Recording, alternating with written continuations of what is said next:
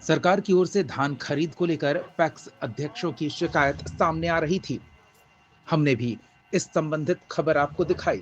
आपको वो खबर देखनी है तो आप ऊपर दिख रहे लिंक पर क्लिक करके उस खबर को देख सकते हैं। खबर दिखाए जाने के बाद मामला मंत्री के संज्ञान में आया। ऐसे में सहकारिता मंत्री प्रमोद कुमार चंद्रवंशी जहानाबाद पहुंचे। सर्किट हाउस में धान अधिप्राप्ति को लेकर विभागीय समीक्षा की। बैठक में सहकारिता पदाधिकारी के साथ ही जिले के विभिन्न पैक्स अध्यक्ष भी मौजूद रहे। इस दौरान मंत्री ने स्पष्ट निर्देश दिया कि धान अधिप्राप्ति के दौरान किसी भी किसान को किसी प्रकार की परेशानी नहीं होनी चाहिए। मंत्री प्रमोद चंद्रवंशी ने कहा कि केंद्र सरकार और बिहार सरकार की मंशा है कि इस वर्ष 100% धान अधिप्राप्ति सुनिश्चित की जाए।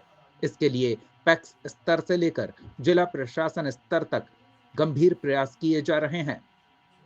उन्होंने अधिकारियों और पैक्स अध्यक्षों को निर्देश दिया कि किसानों की समस्याओं का त्वरित समाधान हो और पारदर्शिता के साथ खरीद की प्रक्रिया पूरी की जाए।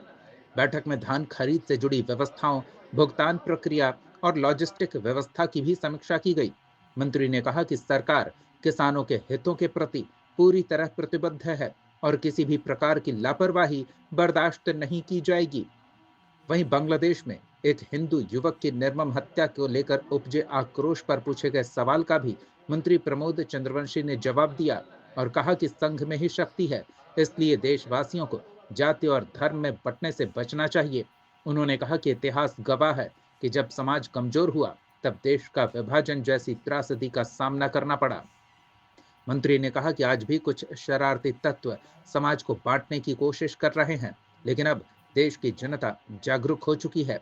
और क्या कुछ कहा उन्होंने, सुनाते हैं आपको। जहानाबाद न्यूज के लिए वरुण कुमार की रिपोर्ट। हम अपने विभाग का रिव्यू कर रहे थे।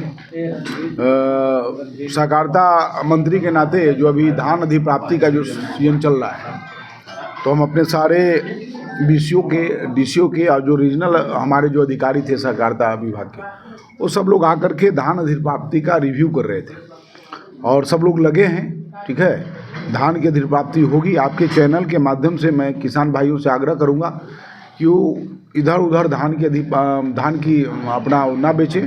पैक्स के माध्यम से ही जो भी राज्य सरकार केंद्र सरकार जो टारगेट किया है, उस टारगेट के अंतर्गत 100% धान की अधिप्राप्ति होगी। किसानों की अभी वहाँ को की स्थिति है। मैं तो कहा ना कि आपके चैनल के माध्यम से मैं किसान भाइयों से आग्रह करूंगा कि पैक्स के माध्यम से ही आप धान अपना बेचें और जो टारगेट है भारत सरकार का टारगेट और बिहार सरकार का टारगेट, उस टारगेट के अंतर्गत में हम सभी किसान से 100% धान की अधिप्राप्ति करेंगे।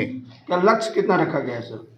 हर जिला का अलग अलग लक्ष्य है। ठीक है, तो इस बार जो लक्ष्य है उस लक्ष्य के अंतर्गत ही हम धान की अधिप्राप्ति करेंगे। बस यही प्रतिक्रिया हम करेंगे कि हमारे देश के लोग भी जाति में वर्ग में न बटे, एकजुट होकर के रहें।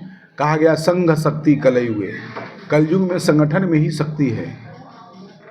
आज बांग्लादेश या पाकिस्तान क्यों बटा? कहीं ना कहीं उस समय हम सब लोग पूरी तरह से एकजुट नहीं थे। हमारा नेतृत्व कमज़ोर था उस समय का नेतृत्व, तो आज हमारा देश का विभाजन हुआ। फिर कुछ शरारती तत्व ऐसे लोग हैं जिनसे हम सब लोगों को सावधान रहने की ज़रूरत है।